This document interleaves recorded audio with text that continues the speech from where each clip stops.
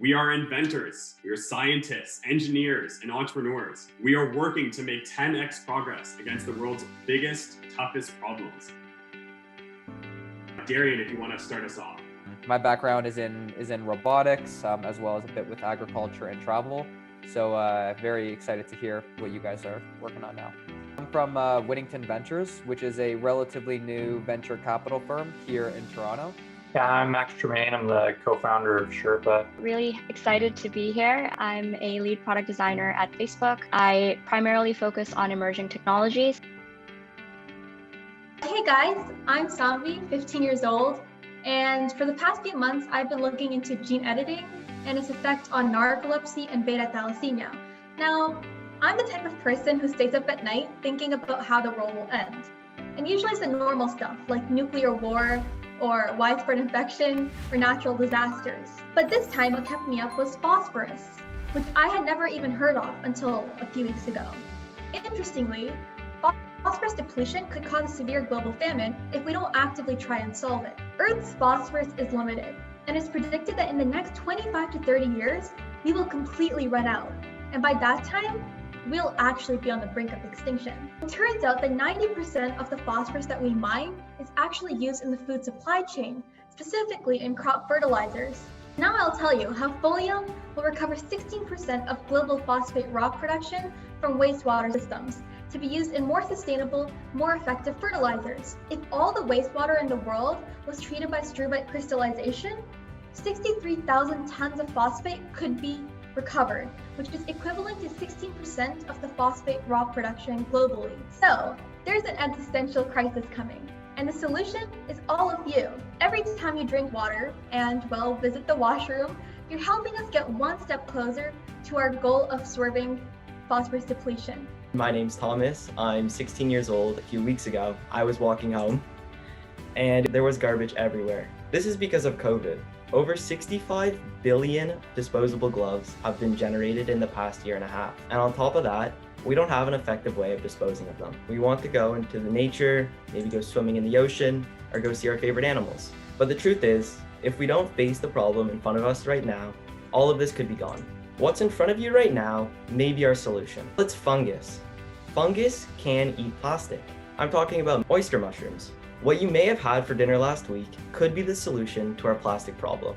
Our vision for the future is Hyphesta, turning plastic into food with fungi through the use of gene editing. Oyster mushrooms are naturally able to break down plastic. Stopping the use of plastic may never be possible, and if that's the case, then Hyphesta may be the future.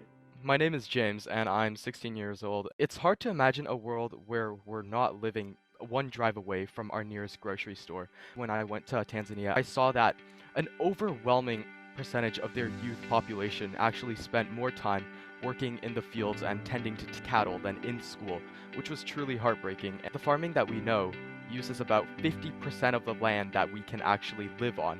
It's not an extremely efficient process. We believe that resource management is everything. Current farming uses about 7,571 liters of water daily, whereas vertical farming uses a mere 757.1 liters of water daily. We want to elevate and we want to 10x what current vertical farming technologies have right now. We plan on incorporating further automation, automating the planting process to the maintenance of the entire facility, the harvesting with different types of sensors predicting the plant ripeness, and transportation processes. So ultimately, our goal is to have better resource allocation so that their people do not have to do the work themselves and they can spend their time getting educated or doing something that they enjoy. I'm Sienna and I'm a 13-year-old BCI developer, and this is my partner Diba. She's a 16-year-old gene editing and HIV researcher. In 2019, 38 million people globally were living with HIV. And out of that number, 690,000 people died from AIDS-related illnesses. And in that same year, 1.7 million people became newly infected. The only current treatment at the moment is antiretroviral therapy, which is a medication regimen to slow the progress of the virus and reduce transmission, but your immune system still continues to weaken. And that's where our solution comes in. Silencio Bio, a cure for HIV, and we're using CRISPR-off to silence HIV-1 DNA. So recently there was a study talking about a new CRISPR technology called CRISPR-off, which is an epigenetic editor that mimics natural DNA methylation, where genes are silenced by adding chemical tags to certain places in the DNA strand. So think about it like if you wanted to turn off a light. Would you use the switch to turn off the light, or would you just break the light bulb? If you turn off the switch, it's a lot easier. If you break the light, it will shatter and it could be much more harmful. From our calculations, we predict that we will be able to cure at least 360,000 people in the United States alone. This treatment will remove the burden of having to go for antiretroviral therapies every month and get to cure the virus.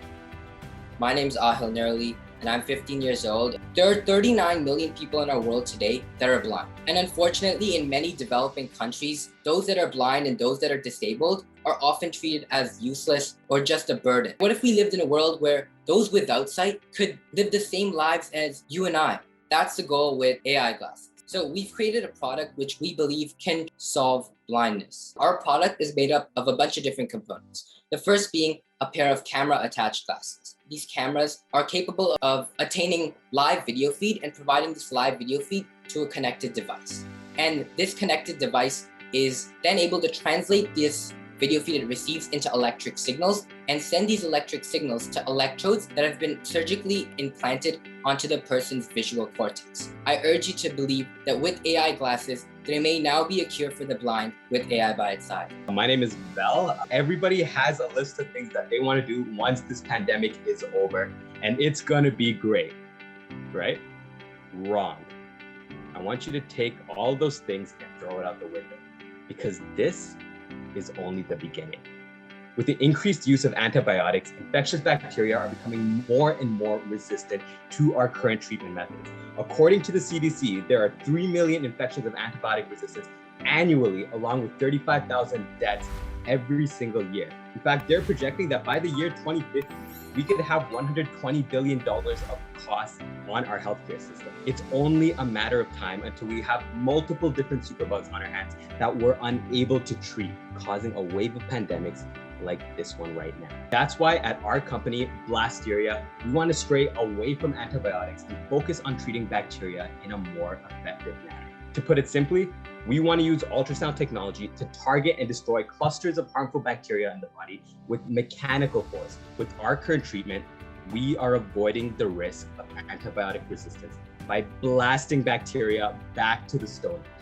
By doing this, we could drastically reduce the chances of a superbug forming and stop the next pandemic before it even happens. Hey guys, my name is Kavya. A quarter of all organisms on this planet live underwater.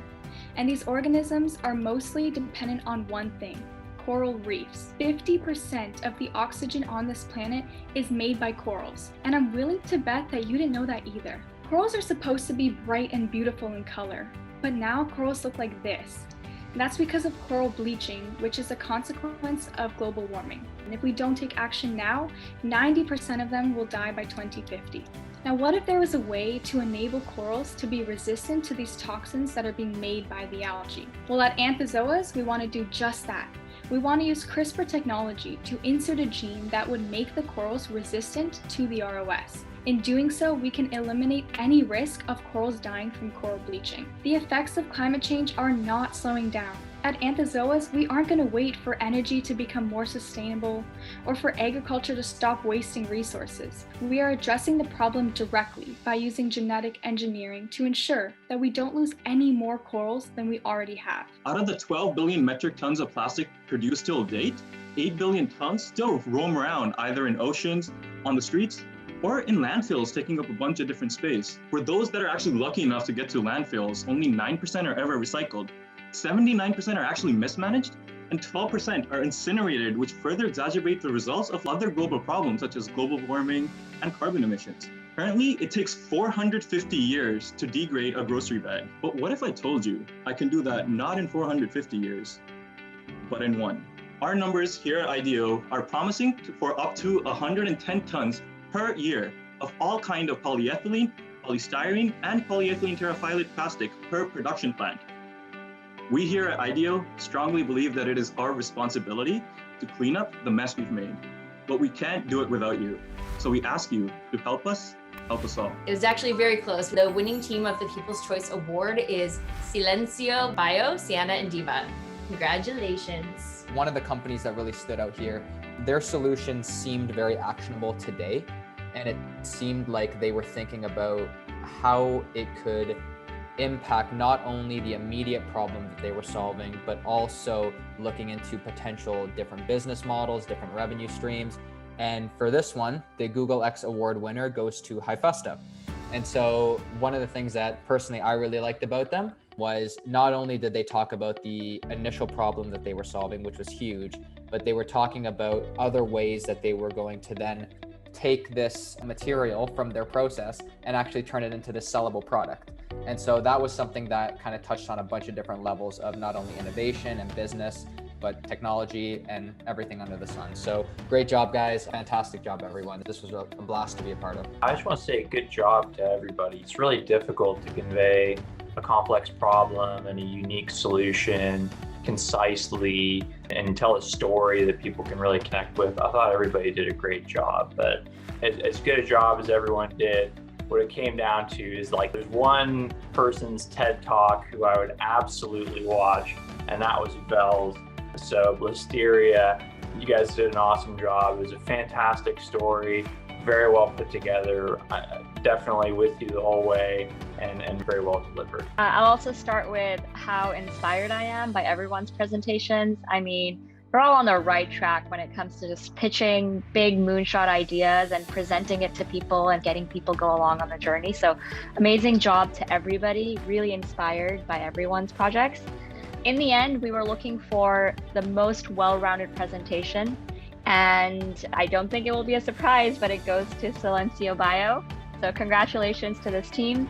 The reason why we gave it to this team is because all the way from teamwork to the amazing use of research, taking us along the journey and helping us understand a really complex space in a very simple way and taking us along the journey. So we're excited about the future and this moonshot idea of the world that could be enabled as a result of their project. And like the presentation, the branding, the technical components, and the big future thinking, it was all present and it really balanced out the project. So huge congratulations to the team. Really great job. One thing I just want to remind you is to not lose this 10x thinking, not lose this ability to really think outside the box. The way that we move everything forward is having those sort of crazy ideas, but then of course, backing them up with research and science and economic incentives.